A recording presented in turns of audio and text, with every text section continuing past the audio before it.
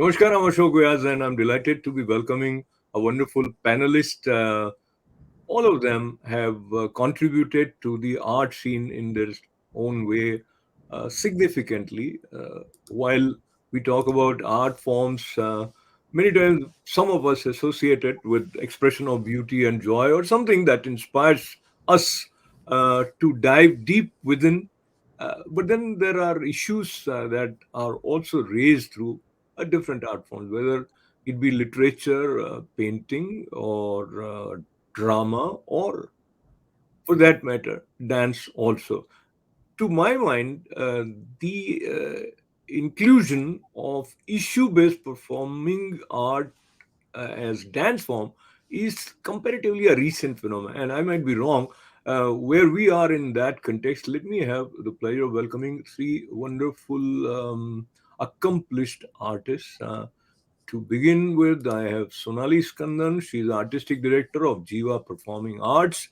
I have Kaustavi Sarkar. She's wearing two hats. She's a professor as well as she is not only dancing, she's also teaching dance forms. And Shila Mehta ji is, if some of her peers would say, she's like Bhishma Pitama on the art scene in terms of Indian classical art forms. And she is founded the Nupur Zankar Foundation. So, all of you together now, welcome once more. Namaste.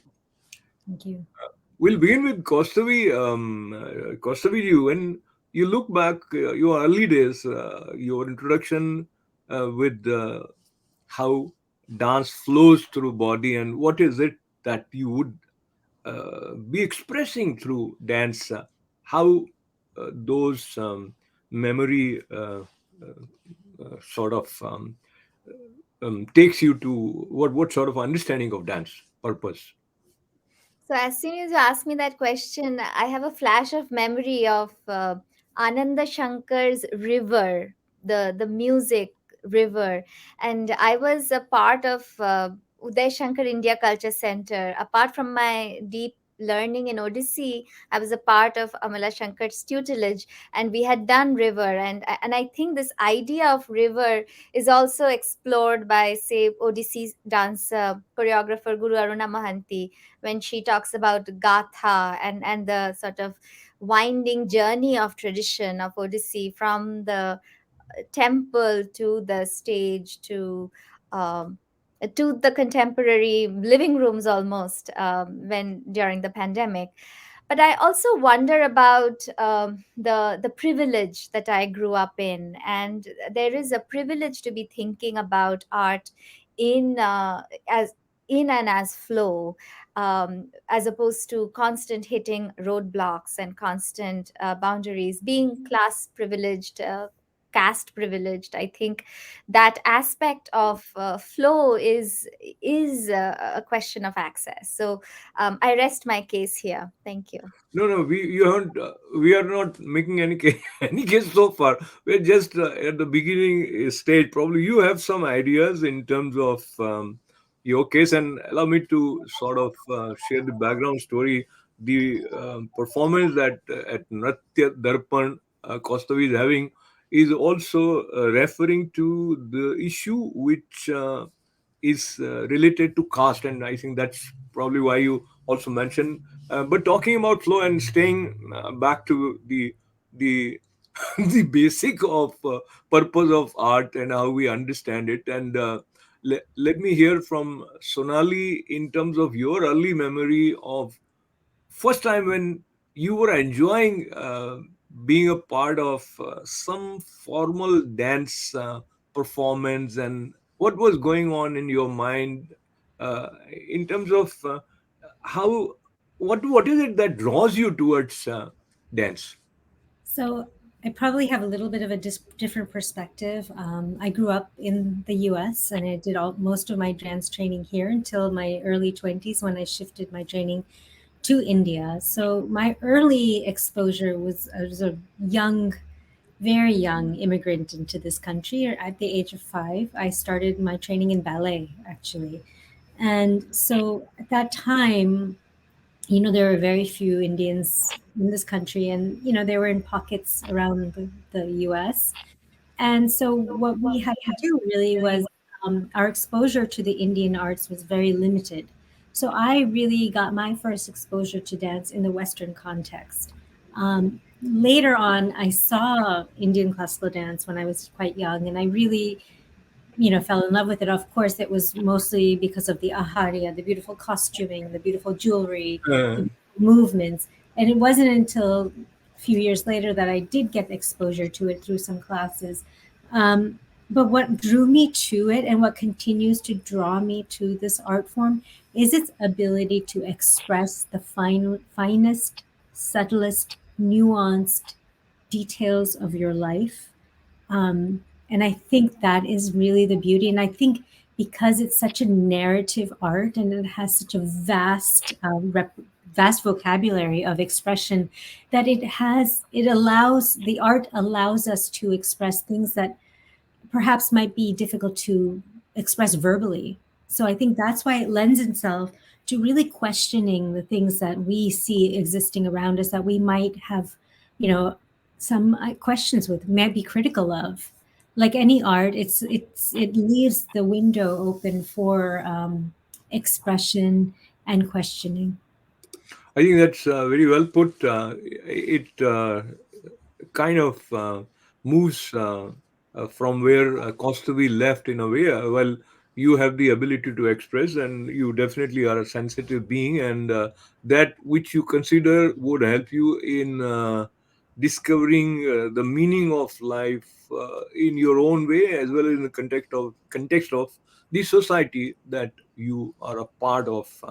Going towards Shilaji with the additional element. When we look at Indian classical dance form, there is some tradition that you follow, not some actually, which is very well articulated or very well defined. It not only is defined in terms of the body movement, many times you have certain type of themes which are a part of, say, Kathak or Bharatnatyam, generally speaking, as a layman.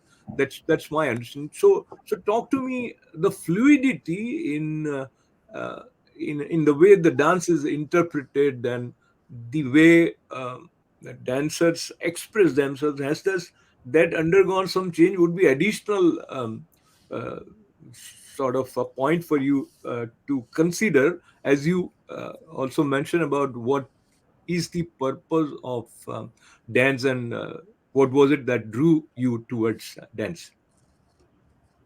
Ah, so many questions, so I'll just answer one by one. I'll start from the purpose of dance. Uh, to me, and I'm sure it's the first question any dancer, and when I'm talking about arts, I'll talk about performing arts because I myself am performing artist, Kathak artist. Any performing artist, first of all, it's very important to ask that why do I dance? Because there are so many aspects to which you connect. So let me talk about the Indian classical dance and let me talk about my connection to dance. As a child, I was so much attracted to the nagma which we have in Kathak. So when we say nagma, the time cycle, and it is in the raga it goes, and it just pulled me in. There was a magnetic force, and I belong to Gujarati family where there was. I mean, my father was like into business. My mother was a housemaker. I was neither a very good dancer that like I would like to dance. I mean, I would love to dance, but I was not a very good dancer, so that I'll make a career. So it was never about that, but I was very curious as a child about understanding what is there beyond the world, why we are here. So as a child, also, I had a lot of this curious nature of knowing why I am here in this world. So maybe in a way, you can say it's a spiritual quest. And you won't believe I started getting my you say answers through Kathak tal and nagma and the dance and the rhythm. So this is my connection. And as I grew up with this in this journey, I did not have any doubts about like, oh, my career, oh, I should be living, because I was a very bright student. I was a chartered account studying cost accountancy, but I just decided to dance. So the dance was never for any kind of a purpose, but it was dissolving me inside. So when I look back, I start analyzing that what is that. And now we all know that our Indian classical dances, and it's not our the it deeply rooted in the principles of the yoga. So the purpose of the dance, and it's a Natya Shastra, the aim is of the rasa theory. It is all about the getting to the ecstasy and all. So I would like to say here two approaches. One to the classical dance, if I say, is one is an intellectual approach. You can approach the Indian classical dances because they're multi-layered. And the another approach, I would say, just like me, I mean, maybe a yogic approach. So where you get addicted. I have seen. I was fortunate to be born and raised in Kolkata, where I was surrounded. I had my talim in Guru Shishya Parampara. I was raised in my guru's house only. So I had masters. I was always surrounded. I was seeing so many. I've seen Alaraka Khan Sahib also in Mumbai, how he was addicted to the tala. You see that in Birju Maharaj also, Kelucharan Mahapatra. You see Kishori Amonkar ji. They get dissolved. It's an addiction. Then you don't think about, bringing something in. And also, I grew up drinking that nectar. And सब समय खाली ताल लय की बातें होती थी. You dissolve yourself into it. Shila, you express it so beautifully, and dissolve yourself in the spiritual dimension as well as the joy of being a part of this. Uh, so let me come to Kaustavi, connecting with the reference of spirituality and just as a layman, I would say mundane side of life, and both are important. When I say mundane, the social concerns, etc. But then overall, you figure out what way you are going to approach art, and um, the word purity, the purity of intent for the spirit of art, how it is sustained through your expression, etc. And allow me also to recollect. Somebody mentioned that art is that which unites. Now, when we take up certain issues, and this will come directly to the issue of caste that you are depicting, and there could be multiple issues, LGTB, L, L, L GTB, etc. All multiple issues that are raised, and rightly so. So let me sort of add to this, Kostavi. When there is some issue, and I'm not restricting to the caste issue, that would probably be also seen differently by different people based on their exposure or their understanding of what it is all about. And uh, so, will the idea that art unites would still be there? And I, um, I would like you to respond. Respond, yeah, please. Absolutely. No, thank you for that question, especially given the divisive world we live in. I think it's a very pertinent question. I was just looking at a lecture given by Professor Jeremy Long, who talks about the religious studies approach nowadays, where it is about really understanding cultural difference and nuance, whereas earlier on there was this impetus of understanding religious universalism and this idea of unity. So, 2 points I want to make. First is, Professor.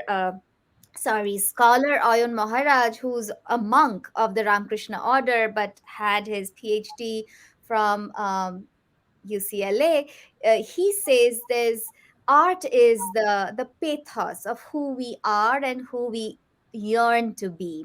And I borrowed this from him when he says his academic career, and for him it is publications, writing books. He's not teaching as such, but nevertheless he notes that it is his offering, it is his sadhana. And sadhana, growing up in Kolkata, sadhana is something that I did not even associate with spirituality growing up. nearing 40, I'm a late start. I'm kind of closer to spirituality now, but I did not. I grew up with this idea of sincerity and perhaps glamour, but spirituality was a little bit far away from my maturity. Um, but yes, today I do feel moksha is the primary reason for Odyssey repertoire, and it is also a part of the Odyssey repertoire. It starts with Mangalacharan, Batu, Pallavi, Abhinaya, Moksha. So you are invoking the spirit, you are deepening the spirit, you are proliferating the spirit. You are doing sanchari, you're elaborating text, you're peeling off the layers, as Shilaji you beautifully mentioned, and then you express, as Sonali you beautifully mentioned. So and then there is that possibility of moksha. So is academic or is dancing a possibility, a doorway to spiritual progress? Sure, absolutely, yes. But then I think there is a easy conflation between art and spirituality that we need to be mindful of. So even when you say, Ashok ji, art for art's sake, we really think of art for spirituality's sake. It's not necessarily. And what is art for art's sake? So I'm questioning you on that. And then on in terms of the mundane and the contemporaneity, I think again it goes back to this notion of vyavaharika and paramarthika, the two layers of knowledge. Vyavaharika is the transactional. The same plane can be seen as paramarthika, which is this idea of transcendence. But the questions remain, the questions of privilege, access, questions of historical marginalization, they remain.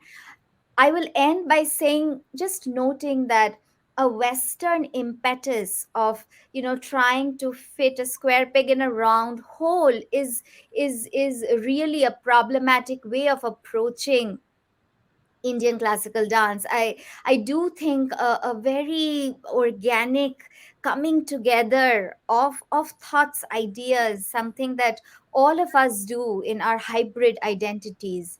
I think coming together of sorts is necessary. Just trying to analyze a Western theoretical construct or a Western contemporary cultural phenomena with Indian arts without thinking through the layers, without thinking through the peeling, is problematic. So Absolutely. liberal democratic politics is necessary. It is a lifeblood for many, and it is still not there for many. So not taking away that, but definitely having a blend of ideology as opposed to very elemental understanding of Indian classicism and elemental usage of that is not even artistic to So me. what you have said, I think part of it I can comprehend. Part of it only Shilaji and Sonali probably can understand better because I think it goes beyond the understanding of a layman with respect to how this liberal democratic side is also intertwined with art in your view. And the way I was looking at it, I was not looking at Western or Eastern. I was looking at, of course, in totality, but more from Indian point of view. But I understand you may have to leave. If you can stay 10 minutes, we'll have that. Okay, very good. So then we move to Sonali, and very briefly, if you want to explain to our viewers, Kaustavi, you have always in bracket put she, her, hers. So to my mind, probably that is also a statement of sort, is it? That you stand for something, is it? Well, I'll just note that this is a common practice in the university that I'm embedded Yes, with, yes. and which is a space. And I note that we are all changing, code switching depending on where we are. But I do want to respect the spaces I am within and the practices, the best practices that are practiced. Very good. Very And good. even the idea of gender as a fluid construct, that Sheila ji, Sonali ji, and I do it all the time. We are constantly the the the sutradhar across various characterizations. Yeah. But So thank you so yeah. much for the opportunity, Ashok ji. Oh, my pleasure. Unfortunately, I So have this car yeah. emergency. Yeah, no problem. So we'll probably have to leave it at that with Kaustavi, but we'll continue with a little bit of thread of what she mentioned. And um, Sheila, you want to respond to some of the points that she brought up? They are in contrast with what you said, to my mind. No, No. no. She very nicely she put up certain things in a more sophisticated way, I would say, and she did talk about. It. It took me to speak about. I will talk about the Krishna and Shiva, which is so much in Indian classical dance. The hero of Indian classical dance is Krishna, and the god of classical dance is Shiva, and that itself says so much. So I now what does it say? Krishna is a Leela, जो लीला करते हैं. It's an action. It's he's full. His life is full of exuberance, and he is the Makhan Chor. He is the he flirts with the gopis, and he is the also the only one who shows the Virat Swarup. So as well as the Shiva, if you see, and Krishna is never with the no clothes. Krishna is always with the jewelries and the mukut and the living in a good palace, and so lots of glamour, beautiful, handsome looking. Whereas Shiva is just contrast. Shiva is sitting on the mountain Kailasha. He doesn't have clothes. He wears the Vaghambar. His ornaments are the the garland of this skulls. So this too. So Krishna is a form and Shiva is the formless. I would say Shiva is the higher consciousness. I would say, and the Krishna. So we all need a form to enter the space of the higher consciousness. So Indian classical dances, we dance Krishna, but our inner being has to be devoid of that self ego. It is more about dissolving the ego and reach the state of the Shiva. So they are so So beautiful. yeah, They no, are not, they're very sorry, intellectually. sorry, It needs sorry, to I'm in. understand. So Sorry. I'm interrupting. I'm sorry, I'm interrupting because what you're saying is quite deep, and probably to absorb it, you need proper understanding of form, formless, how uh, to interpret the forms of Krishna and Shiva and what you are mentioning. And because we don't have a lot of time, I just want to connect with one more point. And earlier, Sonali, Shilaji had mentioned that it it was not a question of career. It was because she got dissolved, and I wonder many times. The question of career also comes for performing artists, and so I will connect it with the availability of resources. And Mm. sometimes it is so happening that if you are using your art form to promote certain idea, certain ideology, then you have more resources. So that becomes an additional kind of challenge for artists to work with his own vision rather than carry somebody else's vision on his her shoulders. So talk to me from the pressure of commerce on the artist movement, and especially does that uh, sometimes bring activism more on the art scene? So I think this is a very broad topic. I think what you have said is very relevant to today. I think earning or having a career as an artist is often a very uphill battle. I think the resources are quite scarce, and you'll find, especially in today's world, we live in a very saturated market. meaning the resources are there, but it's often held in competition. So the way that often artists will stand out from one another is aligning themselves or finding something that speaks to them and really connecting with that cause. But I find what would work, what is the most authentic, is the thing that's going to be the most successful. So you really have to, as an artist, this is a journey, and it's an evolving journey, and it might be a lifelong journey, is to really understand what moves you as an artist, what speaks to you, not because it's trendy, not because it's going to pay you money, but what at the end of the day is your actual voice. And somehow, being in a competitive economic environment, we tend to not listen to our inner voice and really kind of start then focusing on external voices. And then what happens as a result with the art, it looks inauthentic, it looks dishonest. And that's very evident sometimes when you watch art, is that you can tell when the person who's creating this art is really true to that message, to really understanding and feeling that message that they're trying to evoke, versus somebody who is just doing it because perhaps it's providing them with something that they couldn't get. I think it's really important as an evolving, as an intelligent, as a thinking artist, is to listen to, as what Sheilaji mentioned, what your inner voice is telling you, what is driving you to create. It could be that you just are in love with the form, that the form speaks to you, the beauty of the form, and that's nothing wrong with that. I think that can exist in parallel to having something that's much different than that. It's like trying to relate a message, trying to be political in your work. I don't I often believe that it should not be this or that, neither here nor there. I think we can, as artists, can exist in both worlds and really create good art.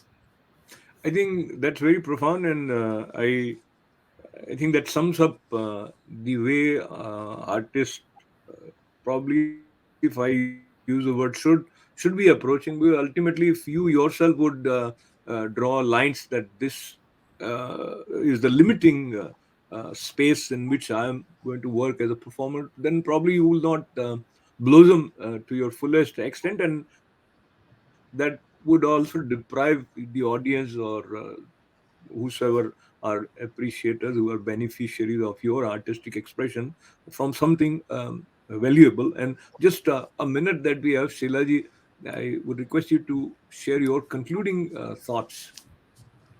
Yeah, I Yeah. would say Indian classical dances. I mean that they have always talked about the mental health. They are more about to do with the quality of your life. Even, and one can realize its importance after the age of 60, because it is all about of you being about. It's all about. It has talked always about the well-being aspect of humans, the science of the body, mind, and soul. So, having said that, and I will like to add to what Sonali said, and that's so true, that still we have a lack of funds.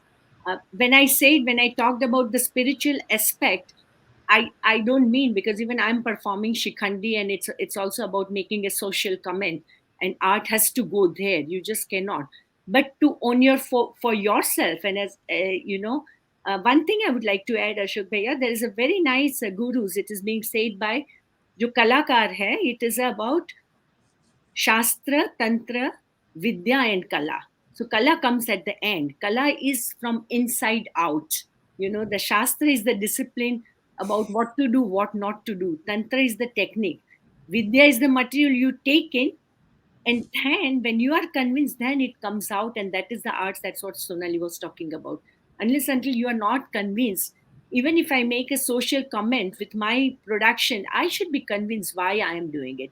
So So art I'm convinced. Yeah, I'm convinced that both of you have such profound understanding of what you are doing, and probably will take advantage of your experience and insight uh, again at some other occasion more. But respecting the time, which you also do all the time, so I'll fold my hands and profusely express my thanks to Sonali ji, Shila ji, and Kaustavi. She had to leave, and with lots and lots of good wishes. May art unites, and may art help us connect with the beauty within,